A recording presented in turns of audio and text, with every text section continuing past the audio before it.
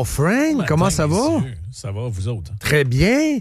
Good. As-tu entendu la Légion tantôt, les délires anti-hommes de Radio-Canada? Tout est parfait. Radio-Canada, Oui. capable du meilleur comme du pire. Hein? Belle Oui, couverture surtout du pire. olympique, mais des délires anti-hommes incroyables. Alors qu'il y a beaucoup d'hommes qui sont aux Olympiques, mais on les valorise. On valorise nos athlètes hommes, mais ça, c'est à la télé olympique. Mais dans la même boîte, vous avez du délire anti-homme. C'est complètement débile, cette affaire-là. Ouais, j'ai entendu le truc là, de l'espèce Ouais. de Andrew Tate version femme. Là. Oui. Parce que c'est ça, au final. Là. Moi, je comprends pas pourquoi il y a des deux.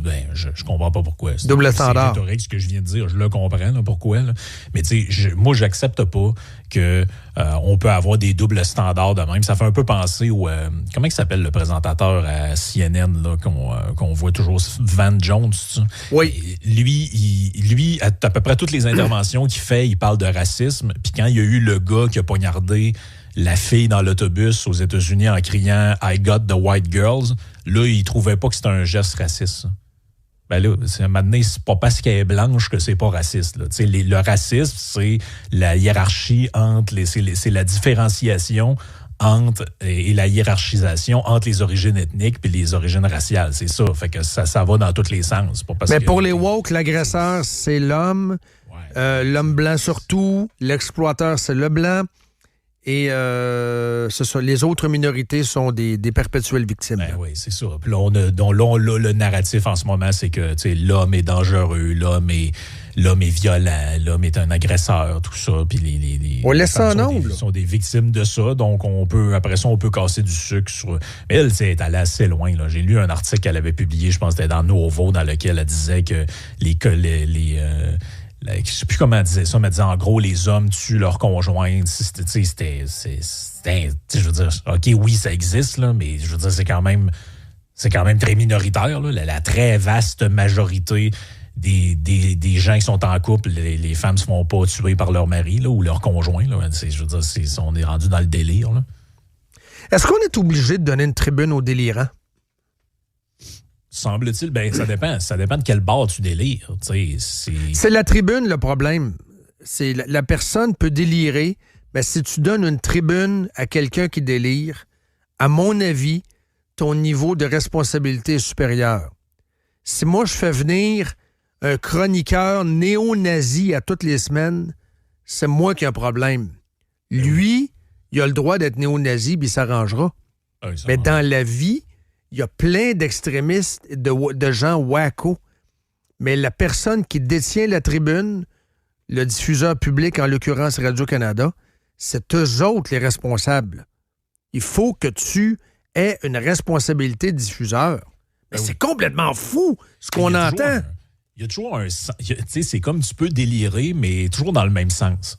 Si ils n'inviteront pas, évidemment, un pro-Trump qui délire sur MAGA puis tout ça, mais ils vont inviter quelqu'un qui nous dit qu'on est sur le bord d'avoir des tanks pour traverser la frontière. Après ça, je sais pas si tu te rappelles, ça me fait rire parce que moi, j'ai fait des chroniques sur l'antenne que les gens écoutent en ce moment, à Radio X, en 2018, je pense, mais Dom était là dans le studio quand est sortie l'affaire de Jeffrey Epstein. J'ai fait 2-3 chroniques là-dessus à l'époque où j'en parlais avec les informations qu'on avait à l'époque. C'était un sujet qui était complètement fermé dans les médias. Si tu parlais de ça, tu étais un genre de bizarre, de wacko, de tout ce que tu veux. Là, on est rendu dans les journaux, dans les quotidiens québécois. On cherche à savoir, y avait-tu des Québécois sur la liste d'Epstein? Puis là, y a-tu un gars de Trois-Rivières là, qui connaissait Epstein? On est rendu là-dedans, là. Là, c'est comme rendu... tu peux parler de ça matin, midi, soir. Là, t'es plus un coucou, t'es plus un weirdo, t'es plus un complotiste. Là, c'est correct. Fait que moi, je trouve ça un peu ridicule, tout ça. Je trouve ça vraiment un peu ridicule. Parenthèse avant d'aller à ton sujet, c'est quand même un peu délirant. La couverture du journal en fin de semaine, pour vrai. Là. Je sais pas, Céline, comment elle a pris ça de se faire saucer. Là. Parce que tu lis ça, il n'y a pas d'histoire là. Elle voulait y vendre sa maison, lui, elle trouvait laide. Il a trouvé trop cher.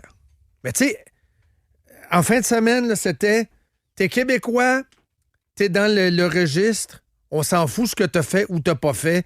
Ah ouais, on te donne la bascule. Hey, fait que t'avais là-dedans Céline, t'avais une trollée de le monsieur Stroll, le père de Lance Stroll, qui qui est pilote de course. Oui. Jacques Villeneuve. Jacques Villeneuve. Pire, c'est Jacques.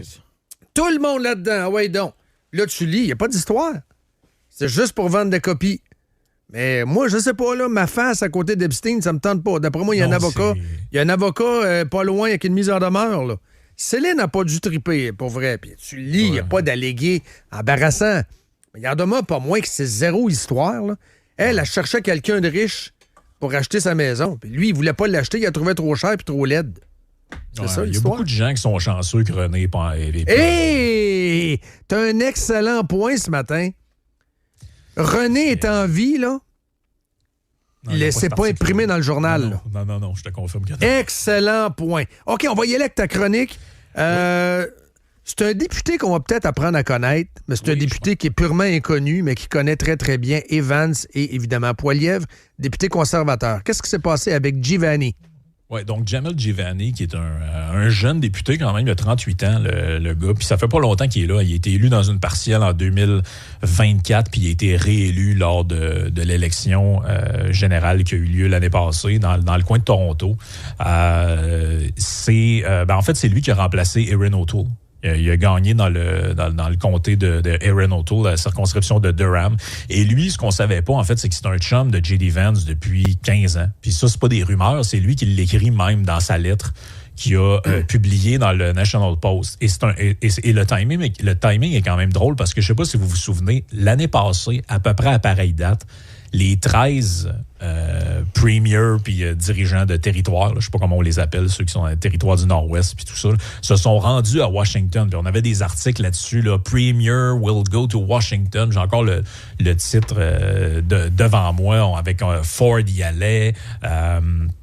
Legault était là. Finalement, ils ont rencontré personne puis ils ont pris des photos en avant de la Maison-Blanche. Essentiellement, c'est ça.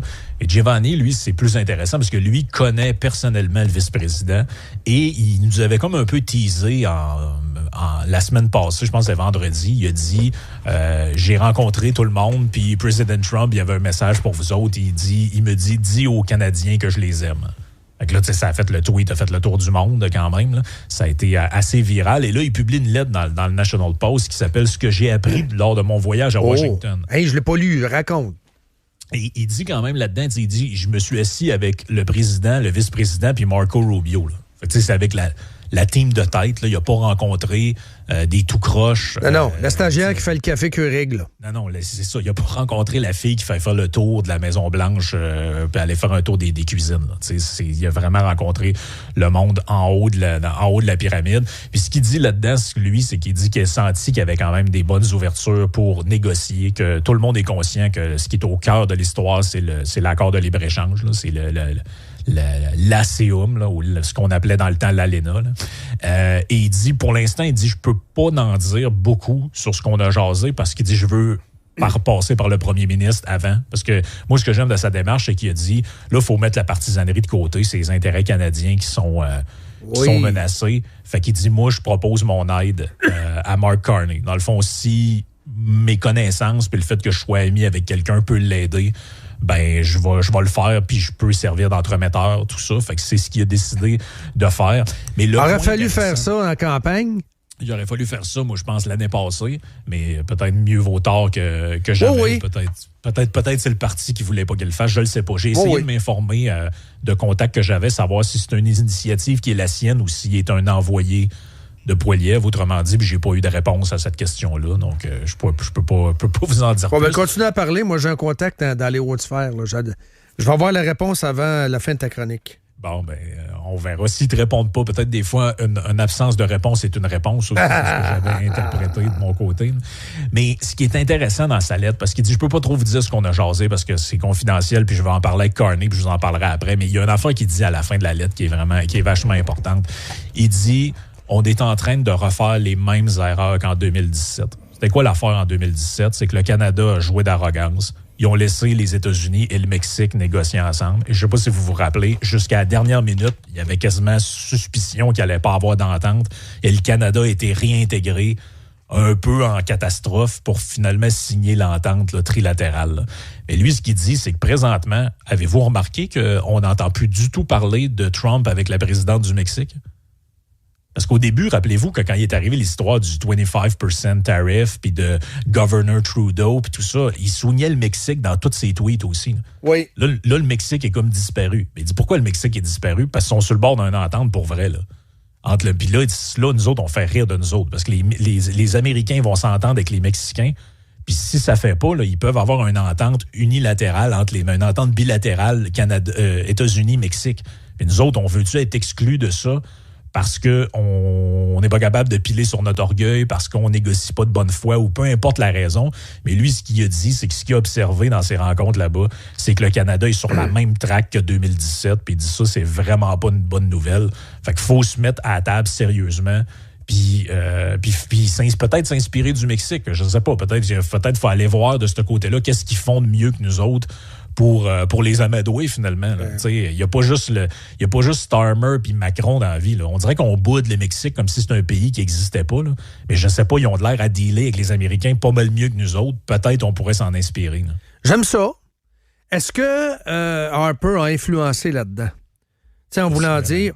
Parce que là, moi, suite à la sortie d'Harper, qu'est-ce qu'il a dit? Travailler ensemble, conservateurs, libéraux, arrêtez de vous chicaner. C'est un peu spécial, parce qu'un jour, Poilievre voudra bien être différent de Carney. Mais là, c'est quasiment un gouvernement de coalition qu'on a à Ottawa. Là. C'est ma perception des choses. 2 partis gouvernent ensemble. Il n'y aura pas de renversement de gouvernement. Ils peuvent continuer comme ça pendant 2-3 ans. Et c'est unissez-vous contre Trump. En gros, c'est ce qu'il a dit, Harper. Ouais. Donc, est-ce que ça viendrait de Stephen Harper, justement, le fait que, OK, Pierre, envoie-le Giovanni. Marc, es-tu d'accord? Parfait. Giovanni va aller faire les commissions. Il va aller prendre un petit café avec la gang dans la Maison-Blanche. C'est le seul qui a accès à la Maison-Blanche, pour vrai, là. À date des derniers mois, là. Il y a peut-être quelqu'un un moment donné qui a allumé. Là. Tu sais, dans la vie, faut que tu te serves de tes contacts. Tout le temps.